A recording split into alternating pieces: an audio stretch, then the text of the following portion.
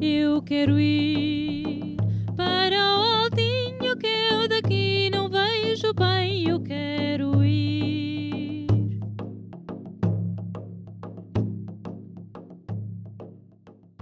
Hello everyone, welcome to the second episode of Joaninha Wanders. Today, as in the first episode, I bring you a song from Portugal, specifically from the northeast Portugal. But this song has the particularity of being sung in Mirandese. And Mirandese is the second official language from Portugal, and it's an ancient language connected with Leonese dialects. So from old traditional languages that were spoken both in Spain, in the area of Leon and Castilla, and also in the north of Portugal. Mirandese was kept intact along the centuries, mostly due to geographical reasons. The northeast of Portugal is a very mountainous area, isolated mostly from the main cultural centers in Portugal, like Lisbon, Coimbra or Porto.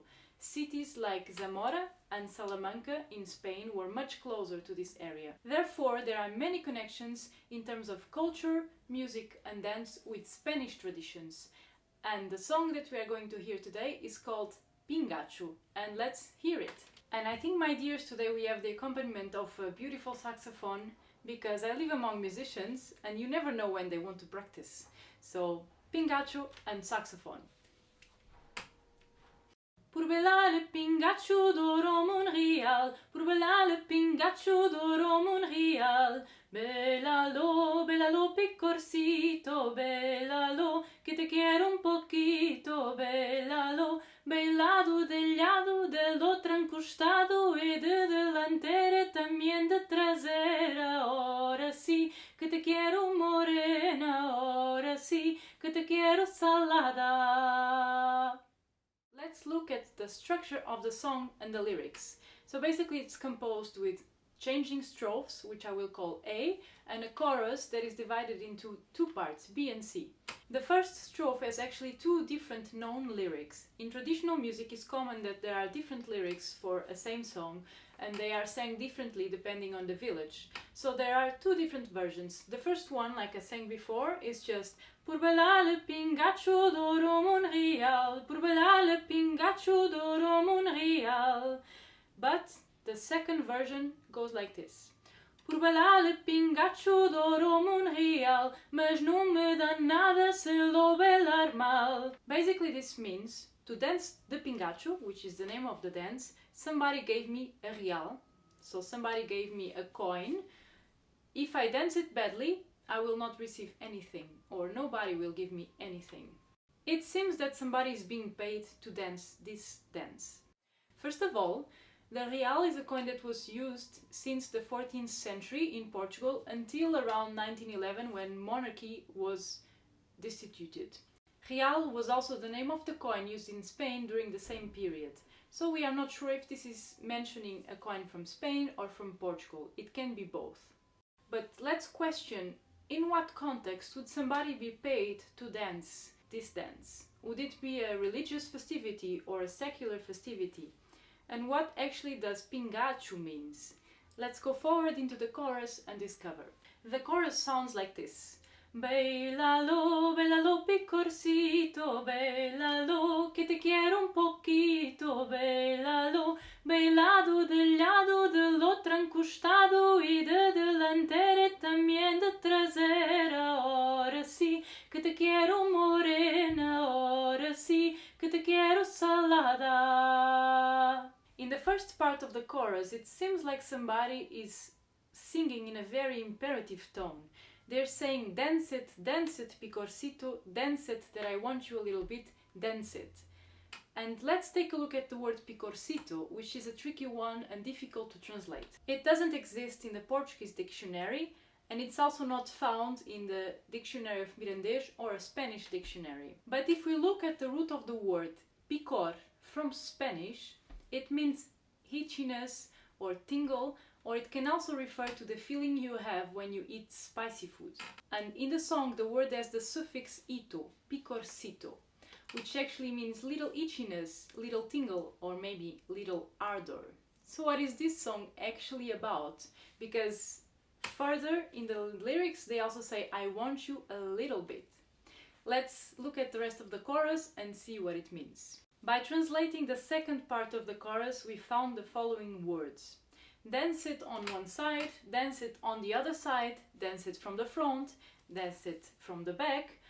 Oh yes, I want you brunette, or yes, I want you salada, which is another tricky word that can be translated, maybe related with the Spanish language, as salty or tasty. So it was up to this moment when I first translated the lyrics that I thought, have I chosen an erotic song to talk about in my second episode? Oh crap, oh crap, oh crap, oh crap. So it seems that somebody keeps on commenting on the lyrics, saying dance it this way, that way, from the back, from the front. What is this song actually about? What does Pingacho means? And is it a man ordering a woman to dance this way, or the other way around, a woman ordering a man? If we look at the word Pingacho, it's again another tricky word without a possible translation. By looking at the root of the word from the Portuguese, we find the words pinga or pingar. Pinga means drop, pingar is the verb that means to drop. But from the slang, it also can mean somebody that is totally drunk. If somebody is with the pinga, está com a pinga, it's somebody that is totally drunk. There is also the very interesting expression pinga amor, roughly translating drop love, which refers to somebody that is so passionate, so romantic, and it's dropping love all over the place. So, is Pingacho really a dance, or does it refer to something else? Maybe the act of making love, having sex, being romantic, being passionate? Maybe.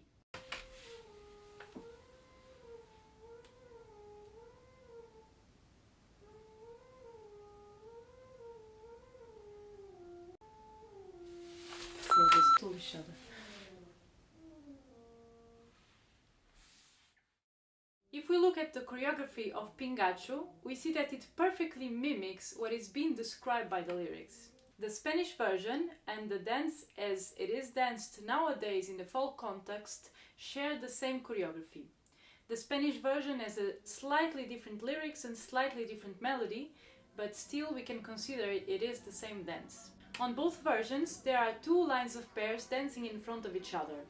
When it comes to the moment of the chorus, they touch each other with their hips, first on one side, then on the other side, then from the front on the navel area, and then they turn their backs and touch each other with their butts. But it seems that in the Portuguese recollection made by Michel Giacometti in the 1960s, the choreography was altered. Instead of touching with their hips, they would touch with their shoulders, and when turning back, they would just keep the main step without touching each other. Is it possible that the dance went through a censorship? But what about the lyrics? Why would they still allowed to be sang? There is an information that the choreography might have been altered by a priest in the early 20th century, so it became acceptable. In fact, Portugal has been a very conservative and Catholic country during many centuries, and especially in rural areas. The priest was the most knowledgeable person and often a reference for the villagers. He would instruct them on how to behave in public and private contexts. Topics like love, sex, eroticism and intimacy were highly forbidden topics in a public sphere. Before the period of Christianization, the Iberian Peninsula had very strong pagan traditions. In fact, many pagan rituals were absorbed into Christian festivities, especially saint days. There is a reference that Pingacho was supposed to be danced on Saint Catherine's Day, the 25th of November. It may possibly be that phallic and fertility rituals were absorbed into these Christian festivities and kept on being danced and performed in a disguised way. This is something that happened not only in the Iberian Peninsula but all throughout Europe. On the other side, even though sex and love and intimacy were forbidden topics in the society, it doesn't mean that they didn't happen. They had a space in secrecy, but eventually also on celebration days, where the mood of the village would lighten a bit and the church would loosen its control. Dance was allowed, singing was allowed, drinking was allowed, and girls and boys could meet in the place called the terreiro, which means the main square of the village, and eventually meet each other, talk to each other, laugh, and share connections. Eventually mothers and fathers and the priest would lighten a bit their vigilance and they could meet. The bodies and the socialization were highly policed by the church and the families. So imagine that in this moment of dance, even a shoulder touch was case for blushing. In the case of Pingacho, because there is playfulness and naughtiness and indirectness in the lyrics, it was still allowed. Laughter is the place where sex can be mentioned. They could be talking about forbidden topics like making love, paying to have sex, flirting with the most beautiful brunette of the village, or even just being aroused. But they could also be talking about something else, right? Let's look into the music and do a bit of a sing-along. There are 3 different strophes and now you also have the opportunity of singing along the second and the third strophe. The first one sounds like this. Por bailar e pingacho Douro Real, mas não me dá nada se lo bailar mal. Por bailar e pingacho Douro me direis, baila-se de 4 e também de 6. Por bailar e pingacho Douro Montes estão, las que bailam bem sei eu quais são. And now the chorus slowly. Bailalo, bailalo picorcito, bailalo, que te quiero un poquito, bailalo. Bailado de lado, del otro encostado y de delantera y también de trasera. Ahora sí, que te quiero morena, ahora sí, que te quiero salada. Let's take a look into a few versions of Pingacho that I think are really worth mentioning. The first one is from a band called Galandum, Galundaina.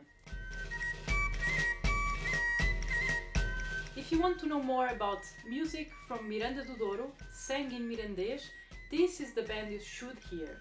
They exist since 1996 and they have been recording and researching into traditional music from Miranda since then. They use traditional instruments like gaita transmontana or the bagpipe, the freita, flauta tamborileiro or also in English known as tabor pipe, the hurdy-gurdy and traditional drums. In this version we can clearly hear the freita. This is a typical instrument from this part of the country, but also common in all the north of the Iberian Peninsula, in areas like Leon and Castilla, the Basque country, the Pyrenees, and also found in Provence, the south of France. As the name indicates, a tabor and a pipe are played by one single player. He holds the flute with his left hand and also the tabor with his left hand. He plays the flute with his left hand only and uses the right hand to play on the drum. This instrument was known from medieval times and it persisted in folk traditions.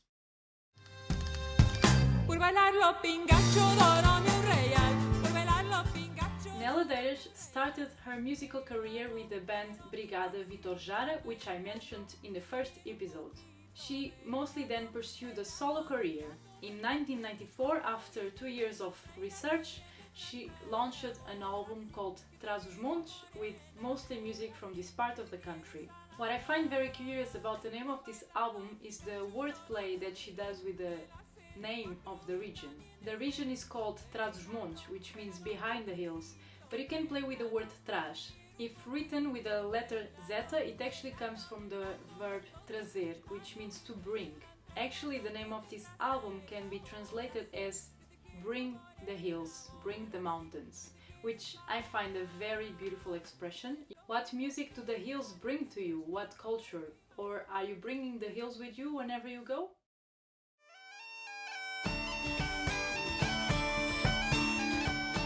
The next version is from a group called Origem Tradicional. They exist since 1978 and still nowadays are launching albums with traditional music. They have been making an extensive work in collecting, arranging and recording interesting versions of Portuguese traditional music. Por bailar el pingacho NOA NOA is a very interesting project by 2 Portuguese musicians, Filipe Faria and Tiago Matias. They are mostly known as early music musicians, but they have been investigating into the connections between medieval and Renaissance music from Portugal and Iberian Peninsula, and also the folk and traditional music from this area. In the album Língua, which means language, launched in 2014, they made an extensive research into the collective memory of languages and music and dance and traditions from the Iberian Peninsula, connecting languages like the Portuguese, the Spanish, the Mirandese, the Leonese dialects, the Basque dialects. It is a very interesting approach on traditional music that you should definitely check. Finally, and because it is great to see how creative the human beings can be, I leave you with a version of Pingacho played in an orchestra of beer bottles.